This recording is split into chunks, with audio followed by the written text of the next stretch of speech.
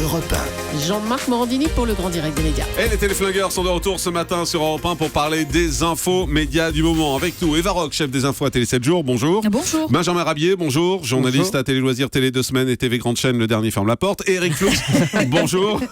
Journaliste à Télécable, Sat Hebdo. Premier sujet d'actualité, on en a parlé tout à l'heure en ouverture de cette émission, c'est ce clash entre Rachida Dati et Élise Lucet. Alors, sur le fond, on va pas se prononcer sur le dossier lui-même parce qu'on n'a pas à cette heure, en tout cas, les éléments. Mais sur la méthode Élise Lucet, on peut peut-être s'interroger. Eva Rock, c'est en gros ce que remet en cause Rachida Dati dans sa réponse. Elle parle de harcèlement. C'est aujourd'hui la seule journaliste, en gros, à la télé à se comporter de la sorte, Élise Lucet. Elle a raison. Ou elle a tort? Moi, je trouve qu'elle a raison parce que son raisonnement est le suivant. Quand on appelle un homme politique ou une entreprise pour avoir une interview, pour avoir des réponses, si la seule réponse qu'on a en retour, c'est on ne veut pas donner d'interview, merci de nous avoir appelés, mais nous ne répondrons pas, c'est pas suffisant. C'est-à-dire qu'on ne peut pas se contenter de ça. Donc, comme elle n'a pas ces réponses-là, elle insiste, elle va dans les confs de presse, elle va dans les couloirs des assemblées ou du Parlement pour essayer d'avoir des réponses. Après, c'est vrai que la séquence, elle paraît un peu violente parce que, voilà, on la voit courir après Rachida Dati. Moi, la seule critique que je pourrais émettre, c'est que je trouve que ça a fait du buzz, évidemment, pour l'émission, mais que je ne suis pas sûre que ça reflète la qualité de l'émission et la qualité de l'enquête. Donc, c'est un peu la difficulté, c'est-à-dire faire du buzz pour ça et sans parler du fond de l'émission, c'est un peu gênant. Benjamin Rabier? Totalement. On a vu la séquence, elle fait 1 minute, on ne sait pas du tout ce qu'il va y avoir dans l'émission, donc finalement c'est du buzz pour faire parler. En même temps, c'est très bien parce que l'émission elle reprend ce soir. Et a priori, en termes d'audience, ça fait quand même un attrait pour les gens et ils vont regarder. On précise que c'est France Télé en plus qui nous a livré sûr, ouais. cette séquence, donc c'est un buzz choisi et réfléchi de la part de France Télé. C'est très travaillé en termes de communication, c'est parfait en tout cas pour l'émission. Pour Rachida Dati, évidemment, c'est catastrophique parce qu'elle s'est enflammée et c'est un dérapage. Après, on peut se poser la question évidemment de la marque de fabrique d'Élise Lucet. Est-ce que vraiment il faut aller au bout comme ça? La séquence, comme dit Eva, elle est très violente quand on la regarde. Et qu'est-ce que vous pensez justement d'Élise Lucet dans cette séquence? Je pense qu'elle fait son métier, évidemment, comme dit Eva, quand on appelle, on n'a pas de réponse, il faut aller les chercher. Là, c'est peut-être un peu too much sur cette séquence. Eric, c'est too much ou pas? Ah non, pas du tout. Je trouve qu'on parle de violence, mais il n'y a pas de violence, c'est juste qu'elle fait son travail. On a suffisamment critiqué les journalistes et les Français de ne pas être comme les Anglais, c'est-à-dire extrêmement pugnaces. Là, enfin, on sort de la com politique, on sort des éléments de langage. Rachida Dati est mis face à ses responsabilités, et là, on a un moment de vérité. Et certes, ça fait du buzz, mais il y a une info quand même derrière. Mais est-ce qu'un homme ou une femme politique n'a pas le droit de refuser une interview, simplement?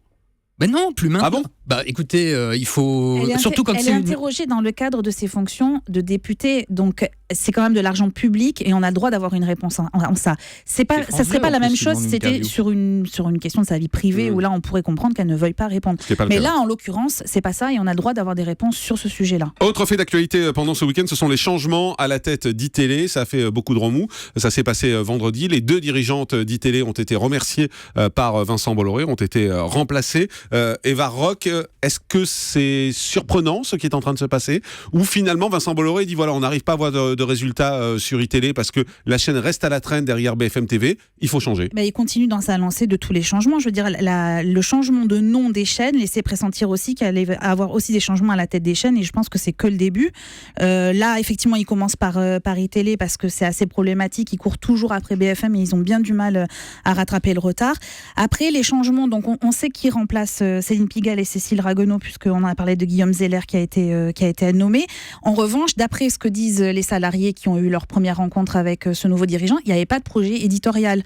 Donc c'est là où on peut se poser la question de savoir, dans combien de temps on va savoir vers quoi se dirige en tout cas la chaîne d'info. Benjamin Rabier, le fait que Vincent Bolloré décide de changer finalement iTélé en estimant qu'il n'y a pas assez de résultats, c'est normal ou pas? C'est normal, c'est la méthode qui est étrange en tout cas, parce qu'après avoir coupé la tête de la direction de Canal+ cet été, il s'attaque à iTélé. Après, évidemment, iTélé est très loin derrière BFM, donc il faut réagir. Est-ce que c'est la bonne méthode? Je suis pas convaincu non plus, parce que là, on rentre dans une période de crise pour le groupe Canal en termes d'image, qui est assez étrange et catastrophique. Eric Floux, est-ce que iTélé doit aujourd'hui prendre la méthode BFM TV, c'est-à-dire être sur le hard news en permanence avec du direct et une information en live? Ça marche pour BFM TV, donc iTélé va falloir effectivement, voilà, cette chaîne est obligée de se réinventer.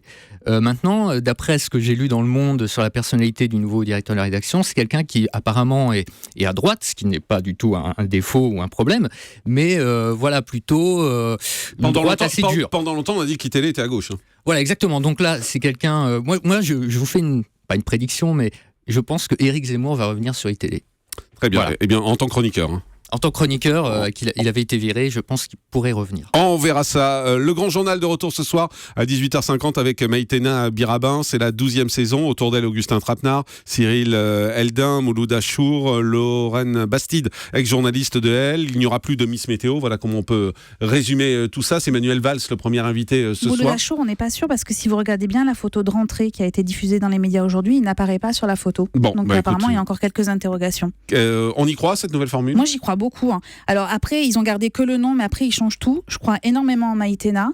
Je pense que ça va être très dynamique parce que ça va être ramassé dans le temps et que Maïtena... En même temps, elle dit qu'elle veut prendre son temps dans les interviews. Oui, elle veut prendre son temps dans les interviews, mais la formule va arrêter de se déliter dans le temps.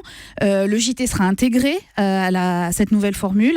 Je pense que ça va être beaucoup plus dynamique et je crois que Maïtena, elle a vraiment les moyens d'y réussir. Tout ce qu'elle a fait comme travail auprès du supplément, avec le supplément le dimanche, je pense que ça va payer et qu'elle va y arriver. Aujourd'hui, l'émission a été arrêtée parce qu'elle faisait 1 200 000.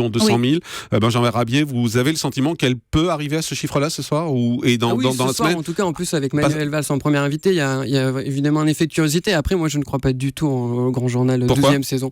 Parce que je pense que la marque, elle est éculée, que les gens, ils sont passés à autre chose. L'Access, c'est quand même une case hyper concurrentielle avec TPMP, c'est à vous qui fonctionne bien en cette rentrée, j'y crois pas du tout. Et en fait, ma grande question, c'est pourquoi ne pas avoir tenté le supplément à 19h, vu qu'il y a Maïtena, qu'il y a Cyril Eldin, et abandonner la marque Le Grand Journal. Ouais, parce qu'on garde la marque Le Grand Journal et on vit tout ce qu'il y avait dans l'émission. Vous savez très bien que pour les annonceurs, c'est impossible. Voilà. Donc aujourd'hui, c'est une marque qui est très forte, ça permet de rassurer les annonceurs. Après, ils verront. Peut-être que dans un an, on changera, même en janvier, vu comme c'est parti sur Canal+. Eric Fuchs. Moi, je crois beaucoup en Maïtena Birabin. Peut-être Le Grand Journal, c'est une coquille, mais Maïtena Birabin, si vous voulez, avec le succès qu'elle a eu avec le supplément, c'est sa personnalité qui est tellement forte. Elle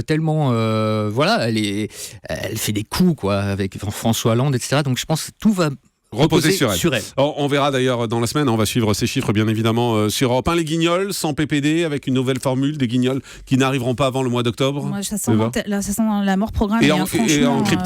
Encrypté. Alors on a beau nous dire que ça sera sur Dailymotion et que ça sera en clair la semaine, le dimanche pour toute la semaine. Moi j'ai l'impression que vraiment c'est une mort programmée de ce programme. Quoi. Vraiment, je sais pas. Parce qu'ils disent qu'ils veulent maintenir le budget, mais comment maintenir un budget tel sur une émission qui sera moins regardée, ça me paraît improbable. Et puis surtout axé essentiellement sur l'actualité internationale, Benjamin. Totalement, c'est le gros problème de cette nouvelle version des Guignols, c'est-à-dire que l'émission en plus elle va être doublée en espagnol et en anglais pour avoir une répercussion à l'international, et les petites histoires de François Hollande, de Nicolas Sarkozy à l'international, tout le monde s'en fout.